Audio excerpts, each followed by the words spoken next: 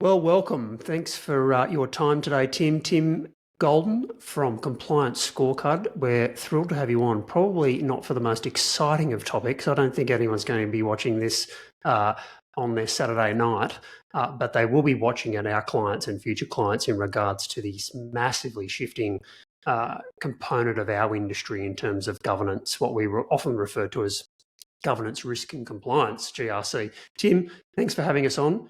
Tell us the elevator pitch of Compliance Scorecard, and then we'll dive in a little bit further. Tom, thank you so much for having me. I always enjoy these opportunities to help educate and level up the MSP community. You say compliance isn't sexy. We like to think we can make it sexy and fun and exciting. Good. And so, I guess the elevator pitch. Okay. Hi, I'm Tim Golden, founder and CEO of Compliance Scorecard, where we help MSPs just like you have that risk conversation with your customer using our compliance scorecards. Perfect. So, Compliance Scorecard, how did it come about? How was it born? What's your background? Is there a story behind that? I blame my friend Alex. It's all his fault. So, back up 20 plus years, we were building web-based applications for the US federal government here. A little word that may ring a bell called FedRAMP. Anything? You know what FedRAMP? Yep. Ever heard of that? Yep. Doesn't matter. So we were building web-based applications, and one little sentence in one of the government contracts said, "You will follow NIST 853." Well, what is commonly now known as, FedRAMP kind of things. And so building those apps, doing the work, and then as all government contracts, losing contracts, deciding, okay, maybe we need to get away from this and get a little more into the commercial space, becoming an MSSP, doing that work on the commercial side. As I got involved in the MSP community, realizing compliance is coming, they don't know it yet, and a lot of them are asking questions. There was ads, make millions on CMMC, which was, still kind of a farce, but whatever. I started consulting and giving free help, and before I knew it, basically giving away 2 days a week for free. Not sustainable. So I built a peer group. And week after week, bringing in MSPs, and yes, it's a fee to be part of the peer group, yes, but I had to cover our time and our expenses. For sure. And that kind of evolved. I was using a bunch of different platforms and a bunch of different GRC tools, and I actually wrote my own. And all the MSPs of the peer group were like, I want that. Give me that. And my good friend Alex was like, yeah, Tim, I know you use us for this component and you use our software, but I'm not building that. You go build it. So we did. Right. And we noticed that in the compliance space, in the risk space for MSPs, there weren't a lot of good options. There was, ServiceNow, OneTrust, all the big names, the Dradas, the Vantas, and they were all terribly expensive and extremely hard to use. I know because I paid the money for them. Tell me. And there had to be an easier way and a more cost-effective way for MSPs to have that risk conversation. So we built Compliance Scorecard. Awesome. So let's just rewind a little bit on this sort of governance, risk, compliance. I know there's so much to it, but for our clients and clients out there that are, let's sort of set the scene, because we're seeing a massive shift for clients, not necessarily in the enterprise space. We've seen compliance obviously be a theme in that enterprise space for some time. They're generally, a lot of those companies are dealing with government and, larger companies, and they've had governance, risk and compliance thrust upon them for some time. But what we're seeing smaller organisations, much smaller organisations, now having this thrust upon them. I'll give you a couple of examples without naming names. We've got organisations now requiring doing even just small amounts of work for government in Australia, small amounts of work for multinationals, and they're saying, well, that's all well and good if you want to do contract work for us or you want to do work for us, but you now require things like DISP, Essential 8 compliance, SOC 2, ISO, and even prior to that, we're now seeing organisations being asked for, what are all your policies and frameworks? How have they evolved? It was once upon a time it was, oh, show us your acceptable use policy. And, everyone would trot out their thing they downloaded off the internet and, tick a box. It's all gone now.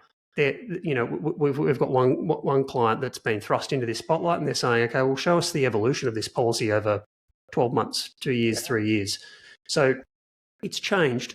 Talk us through, I mean, obviously the US I always say the US in this space is a hell of a lot more advanced, but we've seen a dynamic shift, a monumental shift in the last 3 to 6 months in Australia. So I suppose you're a fair bit ahead of the curve in the States. Talk us through, in this area, talk us through that evolution for organisations, particularly I'm talking when I say anywhere from sort of 5 employees right through to sort of 200, that sort of space. Yeah. So, if I put my small business hat on, and I'm doing work with, I don't know, you, Tom, you make the lug nut that goes on like my wheel that goes on the plane. I don't know, like breaking that down into those small, bite-sized chunks. Well, in order for me to make my wheel to go on the plane, and maybe that's a commercial plane, maybe it's a military plane, doesn't really matter. I might hear from Boeing or the big plane American Airlines, whatever, that, hey, there's risk. And we as a big enterprise, we uncovered risk. And that starts to flow down, right? Like specifically in the defense, right? Because, here we talk a lot about CMMC, in Australia, you may have manufacturers of products there that might support defense contractors here in the US. And then you just might make a lug nut.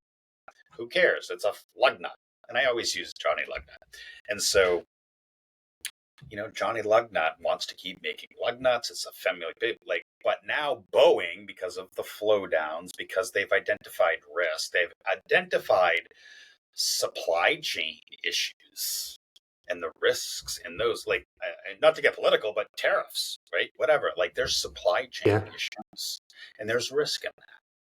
And so in order for me as big Boeing wanting to, and I keep using, this, Boeing, whatever, will come up with a fake name.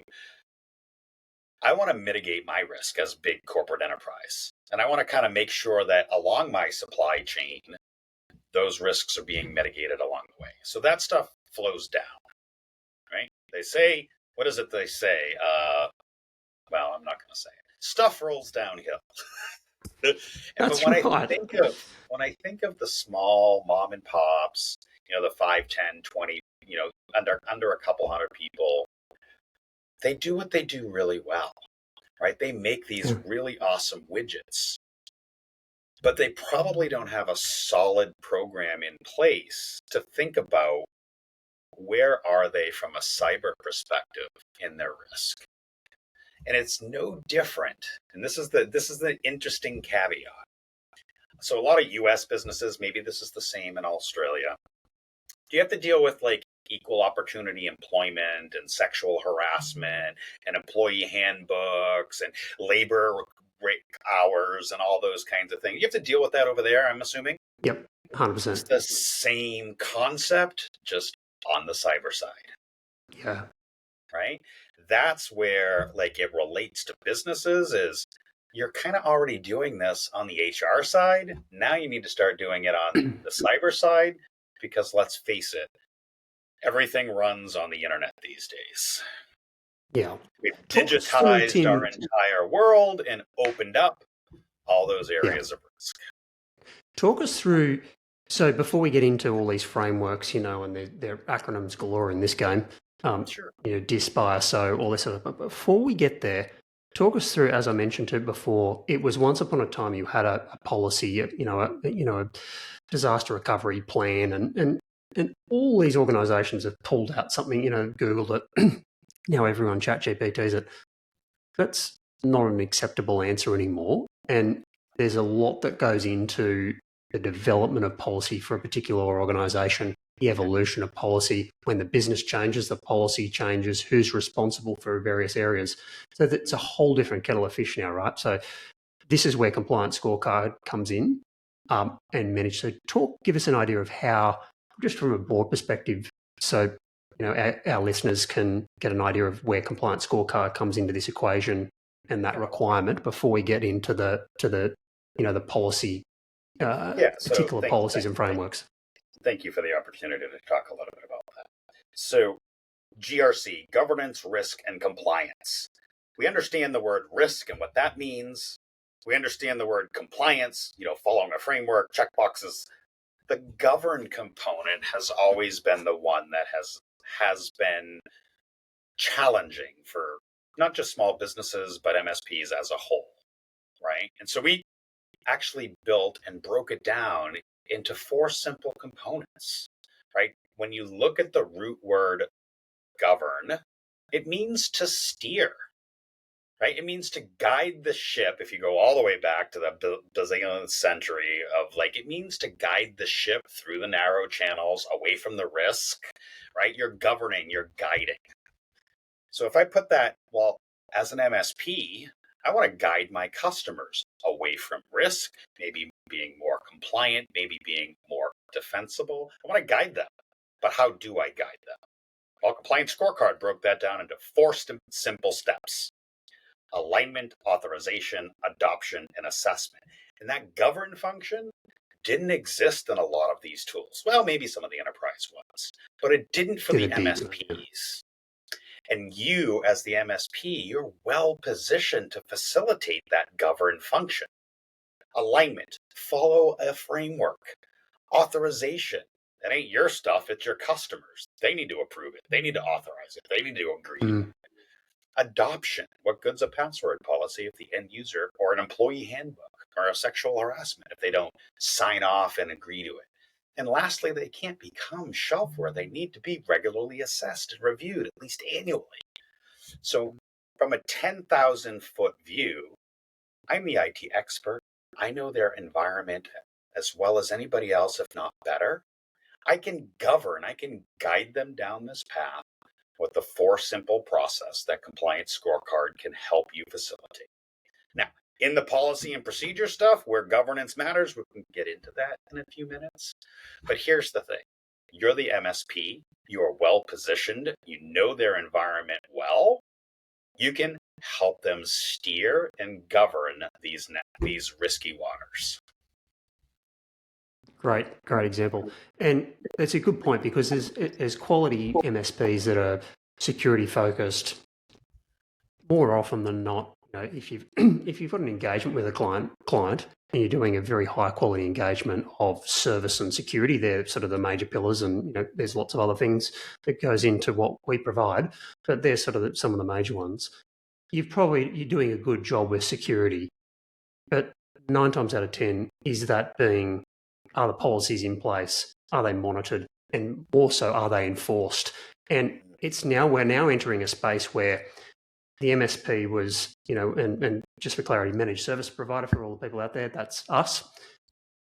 Clients are generally, if there's a lot of trust there, they've said, run off, do this cybersecurity, and client doesn't really know too much about it. Yeah. We're now entering a space where, particularly with the help of Compliance Scorecard and this entire process, where the client's got to be much more involved in this process in terms of the approval of things and what have you. And I think that's a good thing, Tim. I think this evolution is a fantastic thing, because for too long, managed service providers and managed security providers have just sort of been left to their own devices, right? And there's a lot of clients out there I presume, they're hoping that All I.T or whoever, Billy Bloggs IT, is doing the right thing. Right. So, and I think it's a good thing for the industry, right? You hit on a couple of really key points for me that have been something I've been barking up that tree for a long time, and I'm going to say it, and I'm going to say it, and I'm going to say it again. As a managed service provider, as the IT guy, the IT person, the IT company, currently you own all that risk. Right in the very beginning with your managed service agreement, your document that says, this is what we do and what we don't do. Right at that very first stage of signing on the dotted line with your customer, you're taking money from that customer and you are owning that risk. Why? Because you don't have a way to put that risk back on your customer where it belongs. That's the key. MSPs own all the risk, and they don't have a way to put it back on the customer, starting with their agreement all the way through the policies, the procedures, the onboarding, the offboarding, the cybersecurity, quote, like define cybersecurity. I don't know what that means. Exactly. Nobody ever knows what that means. Here's the thing. IT professionals, we're really good at blinky lights. We're really good at ones and zeros, bytes and bits, and IT operations. We're not so good at operationalizing cybersecurity and inviting that customer into their risk conversation. Simple thing like, hey, you need to have MFA. Probably should have a risk register tracking that. Yeah. You should probably allow your customer to make those risk-informed decisions about how they want to manage their gaps, manage their findings. And the acceptance, Tim. Yeah. Like there's so many clients out there that by virtue of, budgetary constraints or, business restrictions where they need to do something, they need to accept risk. Yeah. They can't mitigate the risk. They have to accept the risk. Yeah. But all too often than not, no one's aware of it. And you're sort of the MSPs, sort of sitting there going, oh, gee, I can't tell Mr. XYZ client that, they need to spend X, Y, and Z to do this. I mean, think about me, right? I'm making the wheel that goes on the plane, and I have one lug nut supplier. It's you, Tom. What happens if, Tom decides to retire tomorrow? I don't have another backup lug nut person. I'm dead in the water. I have to now spend countless time, energy, all the things to now find a second supplier. It's the same conceptual thing when it comes to cyber risk, right? And MSPs, blinky lights, rather than, hey, Tim, you have a gap. Like you only have one lug nut supplier, and he can only get his, metal from a country that is now with a 7,000% tariff and a 7-year wait period to get it across the boat. What are you going to do, Tim? I know. I love my analogies and my stories. No, it's great because it's so true. In any gap and any risk in any part of the business, it would be the same thing. Like, oh, you didn't offer and provide and make sure employees were trained on sexual harassment. You didn't give them the resources, a policy, a procedure, training, and you didn't do your diligence on protecting around sexual harassment. And then you wind up in one of the Me Too, whatever movements because you didn't do the thing, right? Yep. It's the same concept. It's just on a different area of the business. Let's shift towards what our clients are seeing and what's happening in Australia, where, as I said at the top, where this is being thrust upon them. We've got some clients that are looking at this very proactively and looking to be very ahead of this, but some clients are just, having this thrown upon them. Either, as I said, they're doing work from government, or they might be working for a big bank and just supplying something pretty basic to the bank, but it's a significant contract, so therefore, the bank starts to say, okay, well, as you said, the same with the same analogy, there's a risk. So they're asking, what's your? We're going to get to the Essential 8 because it's such a prominent thing that's talked about in Australia. They're asking for some Essential 8 compliance in the very basic format. They're asking, some are asking for SOC 2 compliance or ISO 27001, or they're just being asked for, as I said, what is your acceptable use policy? What's your disaster recovery plan? Maybe there's generally what we see, 4 to 8 policies that they're looking for. Again, I'll say it again, they're not just looking for someone that's downloaded it off or has developed it from ChatGPT. They're looking for an evolution, how you're managing that evolution. So let's talk to the frameworks. Sure. Essential 8. This is there's a lot of frameworks out there, and everyone, we have customers come to us and say, should we be Essential 8 compliant? Should we go down ISO? what's the framework? Let's just talk to Essential 8 because there's a lot of confusion around it. And then we have some people say, oh, can you certify us in Essential 8? And I'm like, well, talk to that. Yeah, so I have lots of thoughts on E8. When we get this question all the time, I don't see E8 listed Essential 8. So let's back this up even 10,000 feet. What is E8? What is Australian Essential 8? It's essentially 8 things. And to be honest with you, could I put a checklist of 8 things in the platform as a framework? Sure. But it's all around maturity. It's all around the IMS working through a program from going from 0 to hero. So E8, great. You have 8 things: backup, vulnerability, a couple of people. Like, I can list them all off. You can Google it just as quickly as I can say the 8 things. That is not, first and foremost, a certification or an attestation.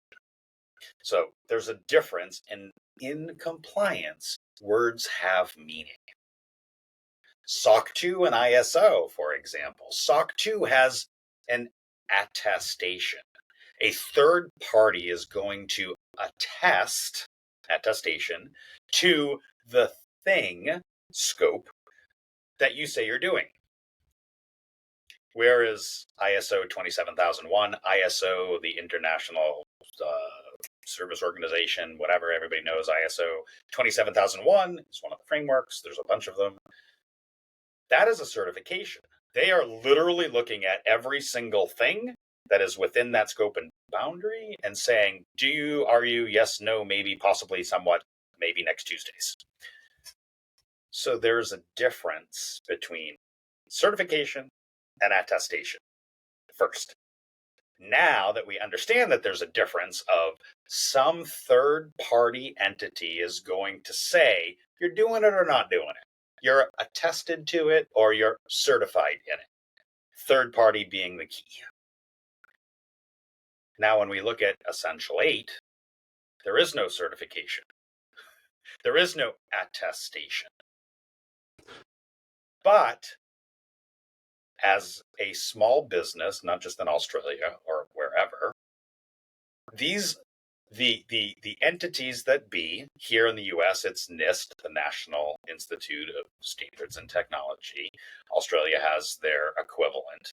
These are the 8 things that you should be doing to better protect your business, protect the revenue, build some defensibility. You should have backup and vulnerability and policy and these 8 things, because as these big think tanks have put together, the NISTs and the Australian version of that, hey, if you do these 8 things, you're going to significantly reduce your risk. So there's that. E8, it's 8 things. Go Google it off the internet. I'm not putting it on a platform because it's a waste of time. What you really want is a roadmap. You want some maturity levels.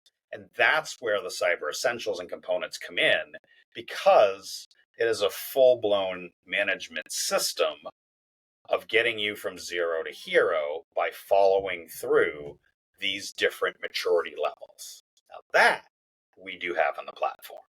And that's the difference of start here, do a little bit more, and mature over time. It's a journey, Tim. MSP on the phone and be like, we don't see E8 in the platform. And I'm like, it's 8 things here. Do you want me to build an entire assessment with 8 things? We can do that. In fact, we are doing it just to please the masses, but it doesn't really do anything for you because it's not a certification. It's not an attestation, but it is a really good business enabler for your MSP. You can do the damn thing in a spreadsheet for all I care, in a Word document. No, we're not doing this. Yes, we are doing that. That can be an enabler to get them onto a mature process. Hey, you don't have backup, you don't do 2FA, you don't do this, but you do that. Great. You're, a third of the way there. Let's build out a maturity model. Let's identify where your real risks lie Because you know what? Tom's no longer going to be able to get the metal to make my lug nuts. Yeah, spot on. All right, I've gotten off my soapbox. It's a journey. This entire, I suppose, the key message, if I can wrap it up as an MSP for our clients, is that this governance risk compliance is a journey. Some of the, it can be attacked from multiple angles. We're seeing that in the marketplace. Yes, Essential 8, some people are hanging their hat on that. But if they are, I should make a note on that. Every single time a supplier or a government agency said you need to comply to, say, maturity model 2 of the Essential 8, then they're also asking for all the other components that a platform like Compliance Scorecard is also offering. So what are you seeing in the marketplace at the moment, Tim, in terms of organisations on the evolution? So they've been in a platform, say a client like yours and us, they've been in the platform and evolution. What's the end state for organisations, or is there an end state? Is it a continual journey? Compliance is no longer a checkbox exercise. Bingo. And the interesting component of an attestation or a certification is a point in time checkbox. So it's almost as if it's before it starts again. It's like an oxymoron. There is a strong push for ongoing, continuous compliance monitoring. Now, let me give you an anecdote. When we were doing FedRAMP Moderate, NIST 853, it's a control catalog, we started off triannual. So every 3 years, we would have a third party come in, go through us with a fine-tooth comb for a week or 12, give us what's called an authorization to operate, ATO, and then the middle year, we would do it ourselves. When I left that organization, we went from every other year to every quarter. Wow. And so that is where my crystal ball, where the industry is going, is great. You got a SOC 2 that you did once in 2017. Big deal. And it was only that point in time. All right, now you might have a SOC 2 Type 2, and you're doing it 6 months, 9 months, 12 months, whatever. Yeah. We are going to start to see, and NIST just did this with OSCAL, right? The open assessment language. And FedRAMP's doing this with ongoing, continuous compliance monitoring. And so things that you're typically used to seeing in a GRC platform of checking boxes and uploading evidence is starting to pivot. It is starting to get into ongoing continuous compliance monitoring, which we just built in one of the domains, security awareness training. We started with SAT, security awareness training. We're moving towards vulnerability management, and each one of the domains that we see that are part of CIS and others. And what I mean by that is everybody has a security awareness training platform, right? They're a dime a dozen. Maybe they're not. Cyber insurance is asking for it. E8 and all the others, you should be doing training. Great. So people, MSPs, we roll out a tool. We set it and forget it, and then we get our stupid videos once a month. Here's the problem. First, you don't have a policy outlining what are we doing for security awareness training? Who and what and why? Second, we don't have an SOP explaining the how. And by the way, those haven't been governed, those haven't been changed, managed, those haven't been approved, authorized, adopted, all the things. Yeah. But take it one step further, which is what we just did when we launched version 8 last week. Actually have KPIs tied to it. Exactly. So what we did, have a policy, govern it, have a procedure, govern it, have a tool, but set the KPIs. We want X% of our staff trained over X% of the time. We want X% to pass, X% of this. We want have the KPIs that prove the policy says we're going to train our staff, and we want them Can I give you an example, Tim, to interrupt? Sure. Last week, we had it for the first time, quite a complex client, but it always starts with more complex clients and then filters down. Their cyber insurance renewal asked for, previously it was tick boxes. Have you got this? Are you doing this? Are you doing that? And they develop the risk.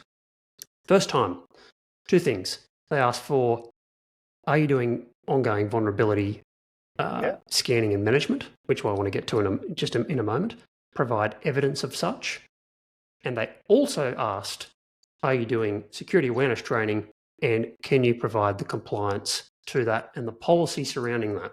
Yeah. Now that's a whole different kind of, again, your compliance scorecard platform comes in, manages this, sets the KPIs. I just want to note, most of our clients that work with us know this.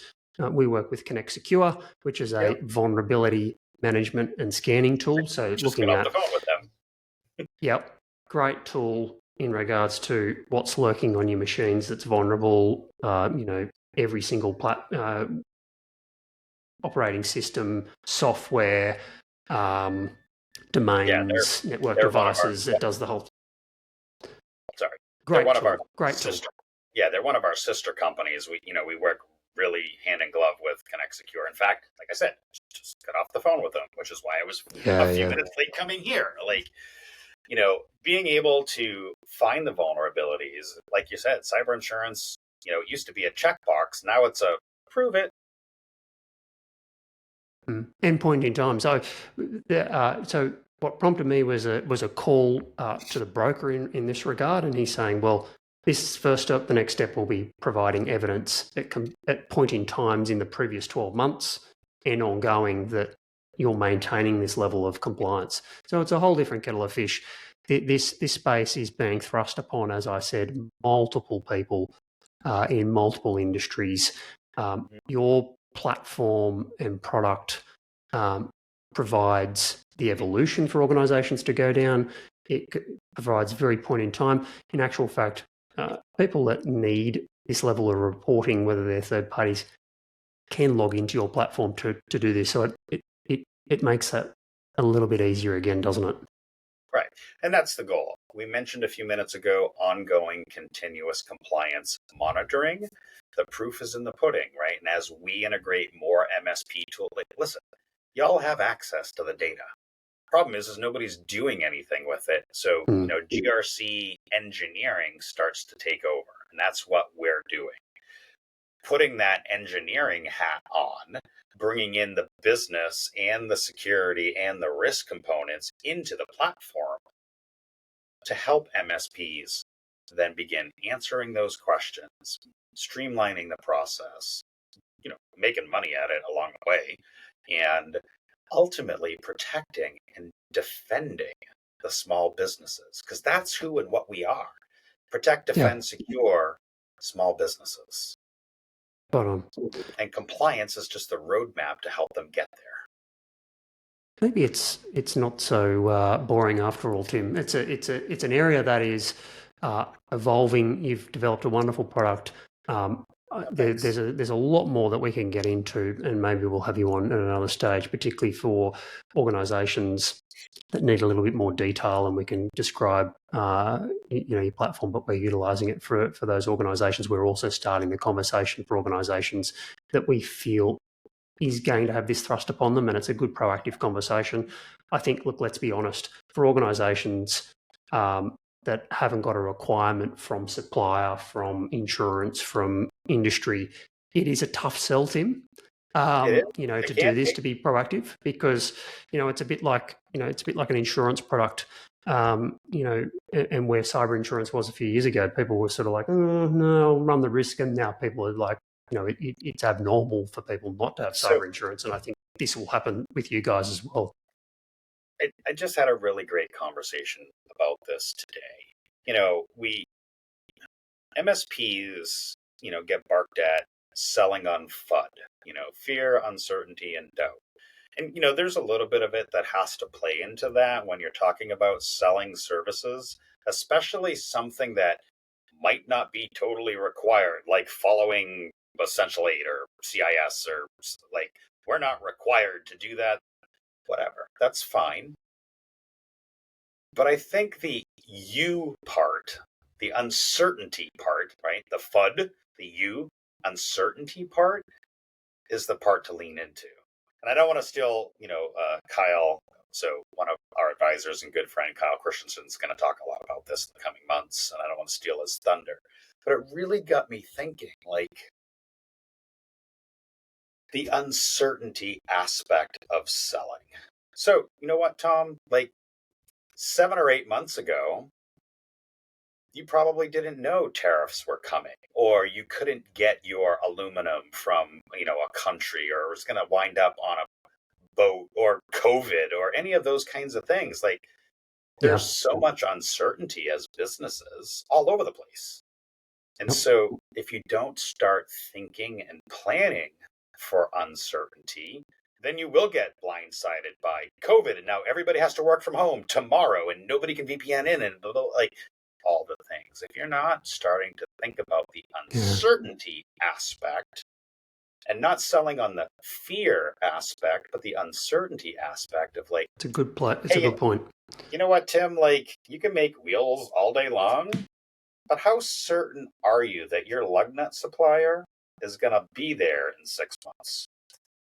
Yeah, it's such a great point, because this journey that people need to go on, we're having people come to us now, Tim, and they're saying, quick, we've got to comply in 30 days. And I'm like, hate to break the news to you, but this is not a 30-day process. This is an evolution. You need to, then we can start. By no means we can pedal to the metal.